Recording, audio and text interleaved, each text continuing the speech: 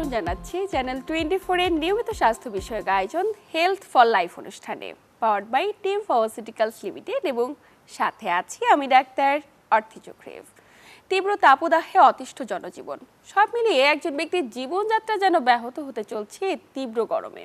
দর্শক, এই অবস্থায় একজন ব্যক্তির শ্বাসতন্ত্রের প্রদাহ রোধে আমাদের বাড়তি কী ধরনের সুরক্ষা গ্রহণ করা প্রয়োজন, কথা বলবো এই গুরুত্বপূর্ণ বিষয়টি নিয়ে। এবং এ বিষয়ে বিস্তারিত আলোচনায় আজ স্টুডিওতে আমাদের সাথে উপস্থিত আছেন অধ্যাপক ডাক্তার মোহাম্মদ আতিকুর রহমান, যিনি মেডিসিন, অ্যাজমা এবং chest specialist, senior consultant, United health care. Sir, স্বাগত আমাদের আজকের আয়োজনে।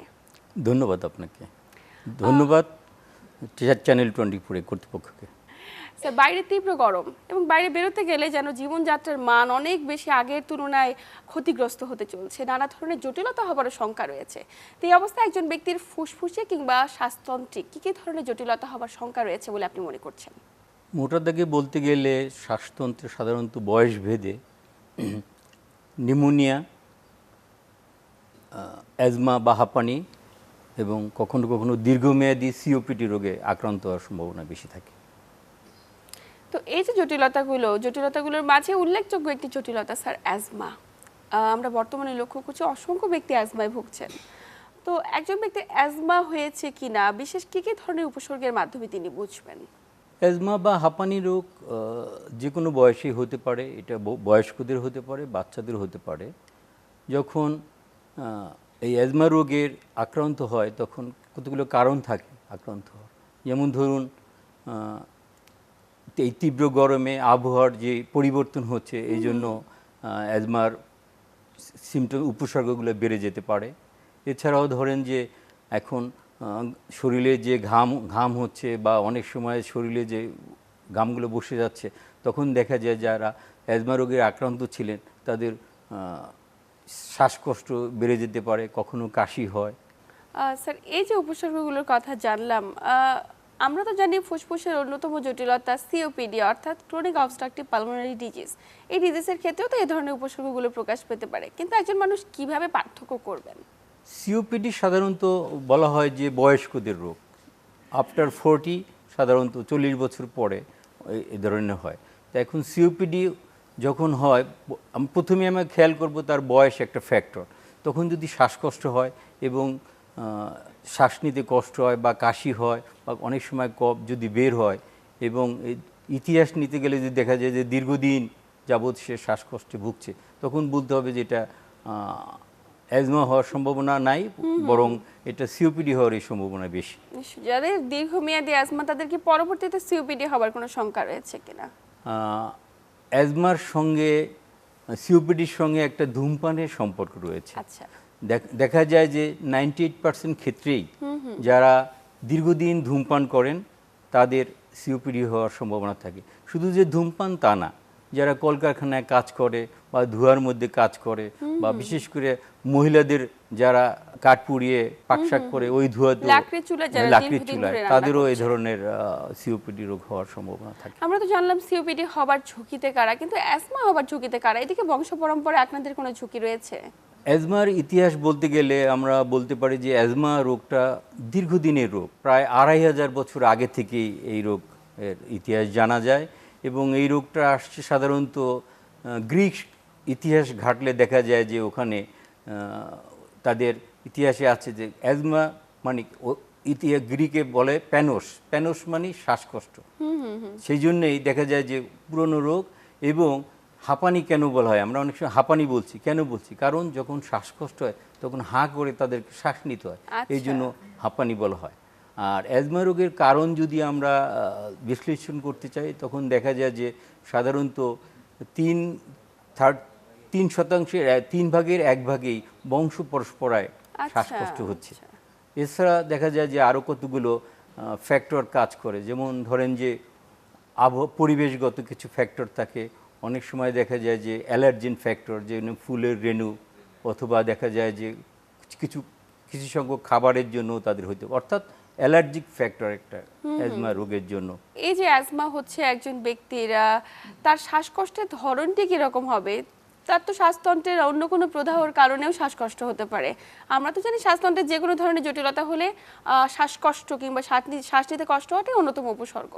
তাহলে সেক্ষেত্রে অ্যাজমার ক্ষেত্রে ধরনটি কীরকম? আপনি খুবই গুরুত্বপূর্ণ একটা কথা বলছেন। শ্বাসকষ্ট হলেই যে অ্যাজমা সেটা কিন্তু নয়। অনেক সময় দেখা যায় যে হার্টের রোগের জন্য শ্বাসকষ্ট হতে পারে, একদমই। অন্যান্য কারণে শ্বাসকষ্ট হতে পারে। সুতরাং শ্বাসকষ্ট হলেই যে আমরা অ্যাজমা বলবো তা কখনো নয়। এখন দেখতে হবে, আমি আগেই বলেছি যে অ্যাজমা সকল বয়সের হতে পারে, সেটা শিশুদের হতে পারে, বয়স্কদের হতে পারে। যখন আমরা দেখব অ্যাজমার ইতিহাস একটা ফ্যাক্টর, কোনো রোগী যদি শ্বাসকষ্ট নিয়ে আসে তখন আপনি তাকে ইতিহাস নেওয়ার চেষ্টা করতে হবে, সিমটমসটা কখন হচ্ছে, তার কি কি সমস্যা হয়। কেউ বলবে যে আমার কাশি হচ্ছে, কেউ বলবে স্যার আমার হাঁচি হয়, কেউ বলবে স্যার আমার বুকের মধ্যে চাপ চাপ বোধ হবে। কেউ সবাই যে শ্বাসকষ্ট তা কিন্তু বলবে না। তখন দেখা যায় যে তখন আমরা চেষ্টা করব যে তার ফাইন্ড আউট করা আসলে কি কারণে হচ্ছে। তা দেখব যে তার বংশে, অর্থাৎ তার বাবা মায়ের বংশে নিকট আত্মীয়দের কার এই ধরনের সমস্যা আছে কিনা, অথবা অ্যালার্জিক ফ্যাক্টর আছে কিনা, কোনো কোনো খাবারে বা নাক দিয়ে অনেক সময় হাঁচি হয়, সর্দি হয়, নেজাল কনজেশন হয়। এটার সঙ্গে নাকের সঙ্গে কিন্তু এই অ্যাজমা বা হাঁপানি রোগের একটা সম্পর্ক রয়েছে। আচ্ছা, এক্ষেত্রে হিস্ট্রি নেওয়াটা জরুরি একজন ব্যক্তির। ইম্পর্টেন্ট, প্রপার খুবই ইম্পর্টেন্ট। হিস্ট্রির পরবর্তীতে স্যার সুনির্দিষ্টকরণ করেন কি করে আপনারা? বিশেষ কি কি ধরনের পরীক্ষা করা প্রয়োজন? আমরা অ্যাজমার খুব একটা যে বড় ধরনের পরীক্ষা তা কিন্তু নয়। প্রথমেই আমি আপনাকে বলছি যে ইতিহাস নিতে হবে। ইতিহাসের মাধ্যমে আমরা বুঝতে পারি যে এটা ধরনটা অ্যাজমার দিকে যাচ্ছে। তারপরে যদি পরীক্ষার কথা বলেন, প্রথমে আমরা একটা বুকের এক্সরে করব, তারপরে রক্তের একটা সাধারণ পরীক্ষা যেটাকে বলে সিবিসি। সিবিসি করলে আমরা দেখতে পারবো ইসোনোফিল কাউন্ট, একটা অ্যালার্জির সঙ্গে ইসোনোফিল কাউন্টের সম্পর্ক থাকে, ওইটা বেশি কিনা।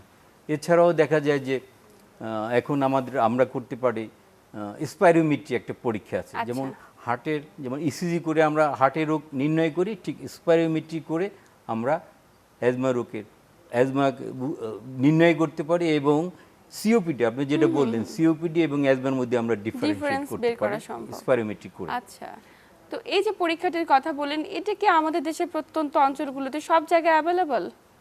এখন স্পাইরোমেট্রি প্রথমেই বলছি যে আমরা ইতিহাস, বুকের এক্সরে এবং রক্তের যে সাধারণ পরীক্ষা যেটা সিবিসি, এটা সব জায়গায় হয়। একটা ইউনিয়ন পর্যায়ে একটা হেলথ সেন্টারও হতে পারে।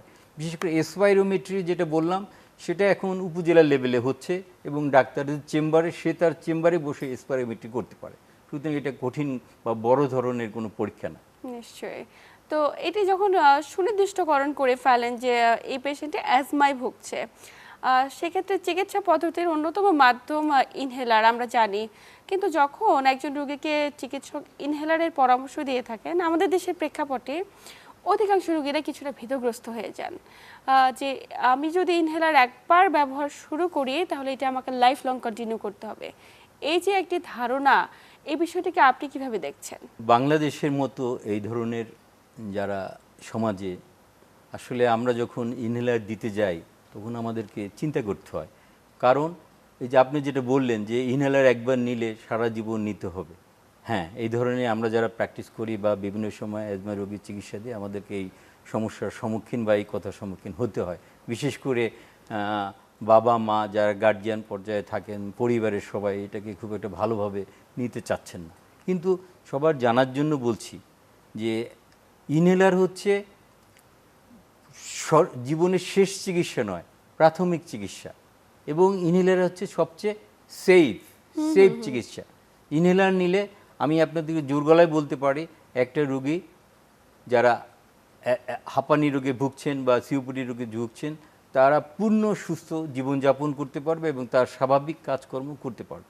সুতরাং ইনহেলার হচ্ছে সারা পৃথিবীর বর্তমানে সর্বশ্রেষ্ঠ এবং সেফ চিকিৎসা। নিশ্চয়ই। এবং এটি বিষয়টি এমন নয় যে একবার ব্যবহার করলে কন্টিনিউ করতে হবে। হয়তো বা রোগীটা সুস্থ হয়ে গেল, তারপরে তিনি অন্য চিকিৎসা পদ্ধতিতে যেতে পারেন বা চিকিৎসা একদমই বন্ধ করে দিতে পারেন, নরমাল লাইফ লিড করতে পারেন। আমরা, আপনি যেটা বললেন যে হ্যাঁ, আমরা যদি যারা শিশু বয়সে অ্যাজমা আক্রান্ত হচ্ছে তারা চিকিৎসা নিলে দেখা যায় এক পর্যায়ে এটা নিরাময়ের যোগ্য না, কিন্তু ভালো থাকে। আচ্ছা, আমি বলবো না যে কিউর হয়ে যাবে, কিন্তু সে ভালো থাকবে। অ্যাজমার সঙ্গে তো আমরা আরো কিছু ওষুধ দিচ্ছি, যেমন বলছি যে নাকের অ্যালার্জিক রাইনাইটিস, অর্থাৎ নাকের সাথে অ্যাজমা রোগের সম্পর্ক হতে, ওখানে আমরা কিছু স্পেসিফিক ওষুধ দিচ্ছি, সেটা আছে। তারপরে অ্যালার্জির কারণে সেজন্য অ্যালার্জি ওষুধ দিচ্ছি, এবং লাইফস্টাইল যদি চেঞ্জ করে এবং অ্যালার্জিক যেসব খাবার বা অ্যালার্জিক যেসব ফ্যাক্টর আমি বললাম, যেসব জিনিস তাকে উপসর্গগুলো বাড়ায়, সেগুলো যদি অ্যাভয়েড করতে পারে, সে পূর্ণ সুস্থ থাকবে। তখন ইনহেলার না নিলেও দেখা যায় যে সে ভালো থাকতে পারবে। নিশ্চয়ই স্যার, এই যে বাইরে এত তীব্র গরম শুরু হয়েছে, এত তীব্র গরমে আসলে যাদের অ্যাজমা প্রবলেম হচ্ছে বা যারা শ্বাসতন্ত্রের নানা ধরনের জটিলতায় ভুগছে, তাদের উদ্দেশ্যে আপনার পরামর্শ কি থাকবে? তাদের পরামর্শ হচ্ছে যে বিশেষ করে এই তীব্র তাপদাহে কারা বেশি ভালনারেবল বা কাদের বেশি সমস্যা সৃষ্টি হতে পারে? শিশু এবং বৃদ্ধ। একদম। এবং অ্যাজমা বা সিওপিডি তো শিশু এবং বৃদ্ধরাই বেশি আক্রান্ত।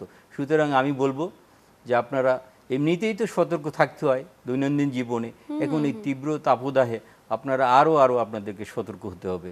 বিশেষ অনেকেই দেখা যাচ্ছে স্যার বাইরে থেকে এসে ডিরেক্ট এসির ঠান্ডা বাতাস খাচ্ছে, আবার অনেকেই ফ্রিজে ঠান্ডা পানি একদম বেরিয়ে ডিরেক্ট সেটি খাচ্ছে। সেটি আসলে শ্বাসতন্ত্রের জটিলতা হওয়ার জন্য কোনো কারণ হতে পারে? অবশ্যই আমি আপনাকে বলছি, আবহাওয়ার তারতম্যের জন্য কিন্তু অ্যাজমা, হাঁপানি বা সিওপিডি রোগীদের উপসর্গগুলো বেড়ে যায়। সুতরাং আপনারা বাহির থেকে এসেই যে শুধু ঠান্ডা, অনেক সময় ঠান্ডা থাকে, কারো গরমে অ্যালার্জি থাকে, সুতরাং তাদের উচিত হবে বাসায় এসেই যে শাওয়ার নেবেন তা না, বাসায় আসার পরে চেষ্টা করবেন যাতে ফ্যানের নিচে বসে আপনার ঘামটা নিরাময় দূর হয়। তারপরে অন্ততপক্ষে আধা ঘন্টা ওয়েট করার পরে আপনারা শাওয়ার নেবেন। এবং যারা পানি খাচ্ছেন বাইরে থেকে এসে মনে করছেন যে ঠান্ডা পানি খাই, এটা কখনো করবেন না। সুতরাং অবশ্যই সতর্ক হবেন। এবং বাইরে আমরা যাব যদ্দূর সম্ভব না গেলেই নয়, চেষ্টা করবেন যারা শিশু, যারা হয়তো স্কুলে যেতে হয়, কম্প্রোমাইজ শরীরে নানা ধরনের ডিজিজ ক্যারি করছে, যেমন হাইপারটেনশন, হার্ট ডিজিজ, কিংবা যাদের ডায়াবেটিস দীর্ঘমেয়াদী, তাদের ক্ষেত্রে একটু সতর্কতা গ্রহণ করা প্রয়োজন। অবশ্যই, কারণ যারা ক্রনিক রোগে ভুগছেন, দীর্ঘমেয়াদী রোগে, তাদের ইমিউনিটি, বডির প্রতিরোধ ক্ষমতা তো এমনিই কম থাকে। তারপরে যদি তারা এই গরমে, আমরা তো কখনো আসলে এই ধরনের গরম ফেস করি না। ৭৬ বছরেরই আবহাওয়াবিদরা বলছেন গত ৭৬ বছর বয়স, মানে ৭৬ বছরে এই ধরনের টেম্পারেচার, যেটা গতকালকে ছিল 43.2, প্রায় ৪৪ ডিগ্রি সেন্টিগ্রেড, এগুলো আমাদের এই উপমহাদেশ, বিশেষ করে বাংলাদেশে কখনো ছিল না। একদমই। সুতরাং আমাদেরকে আমাদের সুরক্ষিত রাখা প্রয়োজন নিজেকে, নিজের স্বাস্থ্যকে। স্যার যেমনটি বলছিলেন সিওপিডি সম্পর্কে, আপনি বলছিলেন যে যারা ক্রনিক ধূমপায়ী বা দীর্ঘদিন ধরে অতিমাত্রায় ধূমপান করছে, একটি সময় পরে তাদের 40 ঊর্ধ্ব যে সমস্ত বাবারা রয়েছেন, তাদের ক্ষেত্রে পরবর্তীতে সিওপিডি হওয়ার একটি সংখ্যা থাকে। তো স্যার সিওপিডি হলে এটি তো নিরাময়যোগ্য কোনো ব্যাধি নয়, নিয়ন্ত্রণযোগ্য। কি করে একজন ব্যক্তি নিয়ন্ত্রণে রাখতে পারেন? সিওপিডি হচ্ছে আমাদের শ্বাসতন্ত্রের এমন কিছু দীর্ঘমেয়াদী, বিশেষ করে আমাদের একটা হিসাব আছে, আমরা একটা পরিসংখ্যান আছে যে ধূমপান করে, অর্থাৎ 20টা স্টিক, 20টা সিগারেট খাচ্ছে ডেলি, তার একটানা সে যদি ধূমপান করে তার 20 বছর লাগবে। যে 40টা খাচ্ছে ডেলি, তার লাগবে 10 বছর। আচ্ছা। আর যে খাচ্ছে 10টা স্টিক, তার লাগবে 40 বছর। সুতরাং যাদের ক্ষতি হচ্ছে সিওপিডিতে, শ্বাসতন্ত্রে, সেটা কিন্তু ইররিভার্সিবল, অর্থাৎ সেটার পূর্বের অবস্থায় ফিরে যাবে না। সিওপিডি এবং অ্যাজমার মধ্যে পার্থক্য হচ্ছে, সিওপিডি সাধারণত যাদের বয়স্ক রোগী আফটার 40, তাদেরই হয়। এবং দেখা যায় যে শতকরা মোর দ্যান 85% যারা ধূমপান করে নিয়মিত, তাদেরই হয়। হ্যাঁ, এখন আমাদের একটা পরিসংখ্যান আছে যারা ধূমপায়, আবার কি মানে যারা দৈনন্দিন জীবনে 20টা করে স্টিক খায়, তাদের 20 বছরে ধূমপান করার পরে সিওপিডি রোগ হতে পারে, যে উপসর্গগুলো। আর যারা 10টা খায়, তাদের 40 বছর লাগবে ওই পর্যায়ে আসতে। আর যারা 40টা খাচ্ছে, তাদের লাগবে 10 বছর। সুতরাং এইভাবেই দীর্ঘমেয়াদী একটা রোগের হচ্ছে সিওপিডি। তো এই যে স্যার সিওপিডিতে আক্রান্ত হচ্ছে এই সমস্ত ব্যক্তিরা, তাদের উদ্দেশ্যে আপনার পরামর্শ কি থাকবে? কি করে তারা নিজেকে নিয়ন্ত্রণ করতে পারে এই ব্যাধিটি থেকে? সিওপিডি রোগীর প্রতি আমার এরকম থাকবে, যে উপদেশ থাকবে, যে আপনারা যদি ডিসিপ্লিন লাইফ মেনটেন করেন, যদি নিজেকে একটু এই তীব্র গরম বা ঠান্ডা বা ধুলোবালি এই পরিবেশ থেকে নিজেদেরকে একটু দূরে রাখতে পারেন, সতর্ক থাকবেন, তাহলে ইনশাল্লাহ আপনারা ভালো থাকবেন। আর বিশেষ করে আপনাদেরকে যে চিকিৎসকের পরামর্শ নিয়ে যে ওষুধগুলো আপনারা নিয়মিত খাচ্ছেন সেগুলো নিশ্চয়ই এক্ষেত্রে জীবনযাত্রায় কিছুটা পরিবর্তন আনা জরুরি এটিকে নিয়ন্ত্রণের ক্ষেত্রে। স্যার, এই যে তীব্র গরমে আমরা কিন্তু লক্ষ্য করছি অনেকে নিউমোনিয়া আক্রান্তের একটি প্রবণতা তৈরি হয়েছে, বিশেষ করে যারা শিশু কিংবা বয়োজ্যেষ্ঠ।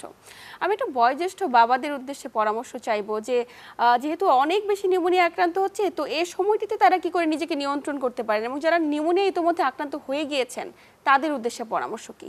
যারা বয়স্ক রোগী আছেন, নিউমোনিয়া কাদের বেশি, আমরা দেখি যারা বয়স্ক এবং শিশু, যাদের বয়স্ক, সুতরাং তাদের প্রতি আমার বিশেষ অনুরোধ থাকবে যে আপনারা এই তীব্র গরমে যতটুকু সম্ভব ঘরের বাইরে প্রয়োজন ছাড়া বের হবেন না।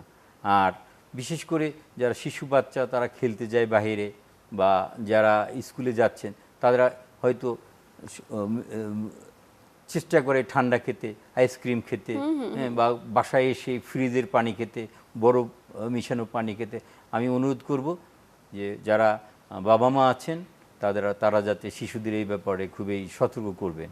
আর যারা বয়স্ক আছেন তারা দিনে চেষ্টা করবেন যে স্বাভাবিক পানিতে, একবারে বেশি দুবার শাওয়ার না নিতে, বা যতটুকু সম্ভব, কারণ এই ঠান্ডায় বা তীব্র গরমে সিওপিডি রোগী আক্রান্ত হওয়ার সম্ভাবনা খুবই বেশি। নিশ্চয়ই স্যার, আমরা আলোচনার একদম শেষ প্রান্তে চলে এসেছি। আমাদের আলোচনার মাধ্যমে বারবারই আমরা বলতে চাই, যেহেতু সারা দেশে তাপদাহ চলছে, তাই প্রত্যেকটি ব্যক্তিকে নিজের জায়গা থেকে একটু সচেতন হওয়া প্রয়োজন।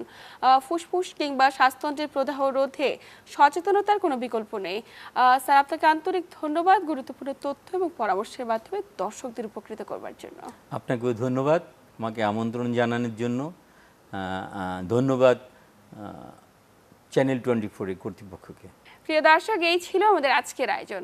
এতক্ষণ সাথে থেকে আমাদের আয়োজন দেখার জন্য সবাইকে আন্তরিক ধন্যবাদ। দেখা হবে আগামী পর্বে ঠিক একই সময়ে নতুন কোনো আলোচনায়। ততক্ষণ পর্যন্ত সবাই ভালো থাকুন, সুস্থ থাকুন এবং চ্যানেল 24 এর সাথেই থাকুন।